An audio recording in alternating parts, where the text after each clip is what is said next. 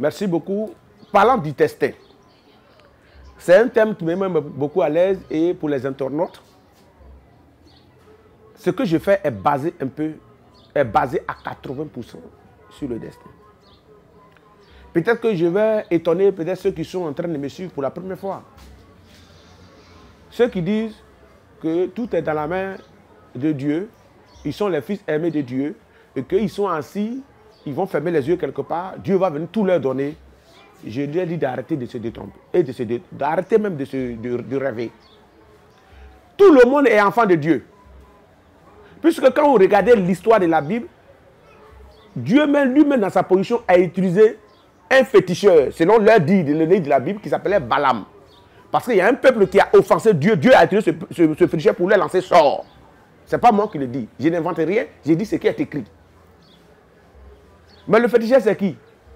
C'est ce que nous dites que c'est mauvais. Mais pourquoi Dieu peut utiliser le féticheur pour pouvoir attaquer un peuple ou bien pouvoir lancer sur un peuple? Donc ça veut dire qu'il avait besoin de ça. Je ne sais pas c'est quel Dieu, selon leur Dieu, qui fait les choses et qui dit le contraire. L'histoire de la carte de Moïse. L'arbre même existe en Côte d'Ivoire et c'est un arbre mystique en réalité. Et que nous, celui qui ne croit pas, il n'a pas venu. En fait, Dieu va aller couper l'arbre et il va faire des miracles devant lui avec ça. Mais ce que vous devez retenir, à ma qualité de métaphysicien, le serpent est reconnu selon la Bible comme la chose qui nous a mis dans les problèmes.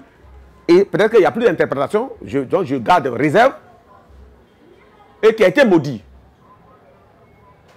Ce serpent se trouve au-dessus des signes des pharmacies. Question reste à poser. Le même serpent devant Pharaon,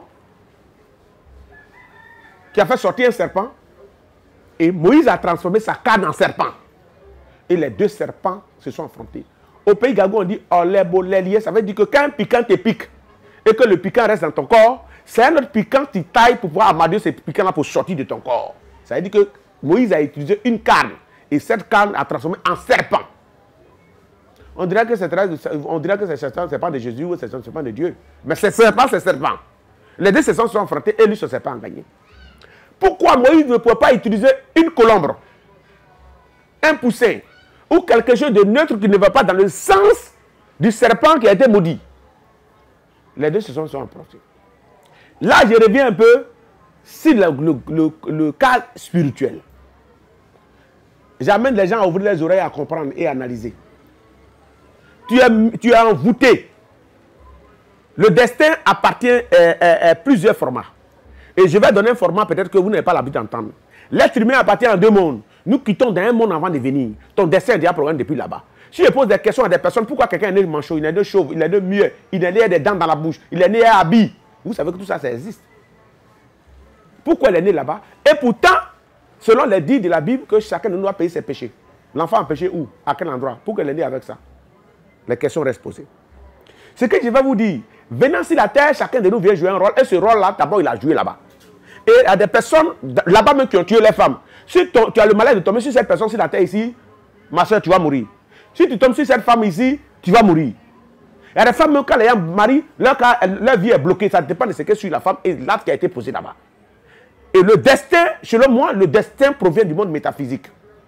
Nous avons l'habitude d'accuser des personnes sur la terre ici en disant que cette personne-là, c'est sorcier. Or, souvent, ça n'a rien à voir avec sorcier. Le gars a quitté son problème là-bas, il est venu. On va accuser le pauvre vieux, c'est lui qui l'a attaché, il est contre lui, c'est lui qui est tentant, il fait du mal aux enfants de ses frères. Tout ça, souvent, des accusations qui ne sont pas claires. Parce que quand vous défilez, que ce soit marabout féticheur, vous défilez ces personnes, malgré il vous fait ces révélations, les prophètes, les révérends, les diacres, il vous fait ces révélations, mais la situation ne change pas. C'est là où vous devez comprendre que peut-être que la solution se trouve ailleurs. Donc le destin provient du monde métaphysique. Et il y a des personnes sur cette terre que je sais qui ont des connaissances mystiques qui peuvent vraiment basculer le destin de quelqu'un. Faire du mal, bloquer la personne parce qu'ils ont cette connaissance. Il y a des personnes, selon leur naissance, ils ne savent pas. Ils sont nés à le don de la langue. Leur destin, c'était pour ils doivent parler aux gens pour les guérir. Donc s'il veut faire dans l'église, qu'il veut faire dans l'hospitalité, ça peut marcher parce qu'il est né à ce don. Mais il ne sait pas. Et souvent, il passe son temps à maudire. Il passe son temps à parler mal aux gens. Et certains, son destin, son pouvoir se trouve dans la bouche. En toute personne existe un pouvoir, une connaissance. Et la personne est née avec quelque chose en lui. Aucune personne n'est née zéro sur cette terre.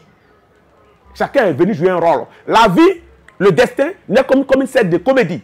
Si aujourd'hui, je parle de mon ami de côté, par exemple, Go Michel, je parle de ceux-là, il veut se mettre dans la peau d'un pasteur, ils vont jouer le rôle d'un pasteur. Il veut se mettre dans la peau d'un féticheur, il veut jouer la même féticheur. Ça veut dire, chacun de nous est joué, la vie est comme une scène de théâtre où chacun de nous est venu jouer un rôle. Et ce rôle-là, chacun doit bien jouer pour lui. Le mal, tout le monde sait que ce n'est pas bon. Même ton enfant de 2 ans, quand tu vas parler 3 ans, tu vas l'insulter, tu vas voir que son visage devient bizarre. Or, pourtant, on ne l'a pas appris que parler mal, ça fait mal. Or, parler mal, ce n'est pas bon. Mais du coup, l'enfant se sent versé. Malgré il vient de naître. Malgré il n'a même pas encore connu les trucs de la vie. Donc, le mal, tout le monde sait que le mal n'est pas bon. Chacun de nous venant sur la terre est venu avec son destin. Mais chacun de nous ne veut pas chercher à savoir en réalité qui il est, qu'est-ce qu'il est venu faire, qu'est-ce qu'il a comme problème. Or, pourtant, le médium est le grand frère de tout ce que vous voyez. Médium veut dire entre le monde visible et le monde invisible. Il faut chercher à savoir d'abord ce que tu as vécu, quelle est ta situation là-bas, avant de chercher à accuser les gens sur la terre de ton destin. Imaginons, toi tu veux devenir ingénieur, or c'est dit que tu dois être docteur. Tes parents ont vu un jeune ingénieur dans le quartier, des voisins, le fils d'un voisin est devenu ingénieur, et alors on dit non, notre fils doit devenir ingénieur. Or pourtant cet enfant est destiné à être médecin. Mais il peut être ingénieur, il peut travailler, mais il ne s'en sort pas. Il gagne l'argent, mais il ne s'en sort pas. On va l'accuser de sortir. Or pourtant il n'est pas dans son destin. Il n'est pas dans son destin. Or, celui qui est habilité à révéler le destin, c'est le médium. À l'époque, on vous dit même, celui qui met sur Jésus et qui croit en Jésus, avant la vie de Jésus, qui a révélé la naissance de Jésus? C'est un roi mage. Ce n'est pas moi qui le dis, c'est la Bible qui le dit. Et le roi mage lui donne des présents de or. Or qui veut dire briller, la lumière. Tu vas lui donner ça. Ce n'est pas moi qui le dis, c'est la Bible qui le dit. Ça veut dire quoi? Ça veut dire qu'avant la naissance du christianisme, vous devez savoir que la spiritualité existait. Donc la spiritualité est le grand frère du christianisme. On va te dire 1000 ans avant Jésus, 2000 ans avant Jésus, mais on ne dira pas 100 ans avant la spiritualité, parce que cela existait déjà. Et les rois mages étaient déjà là, c'est pour ça qu'ils ont annoncé l'arrivée de l'enfant Jésus, selon les dits de la Bible. Donc la spiritualité est le grand frère de tout. Donc quand tu as un problème, adresse-toi à un médium, pour qu'il te décrit réellement ton destin de l'au-delà, comparé à celui d'ici, pour te dire, mon frère, tu es sur la bonne voie ou tu n'es pas sur la bonne voie. Tu peux avoir 40 ans, 45 ans, et puis tu es sur la mauvaise voie. Tu vas dire, non, je travaille, je ne m'en sors pas. Je fais des trucs, ça marche, il y a l'argent est gaspillé, mais ça dépend de dans quel domaine tu te trouves. Tu n'es pas dans ton destin. Mais les habits que nous portons, les couleurs, ont une influence sur notre âme, notre esprit. Il y a des habits que tu portes, quand tu portes, tu te sens très à l'aise dedans. Mais quand tu es malade, tu sens que la maladie est en train de s'affaiblir.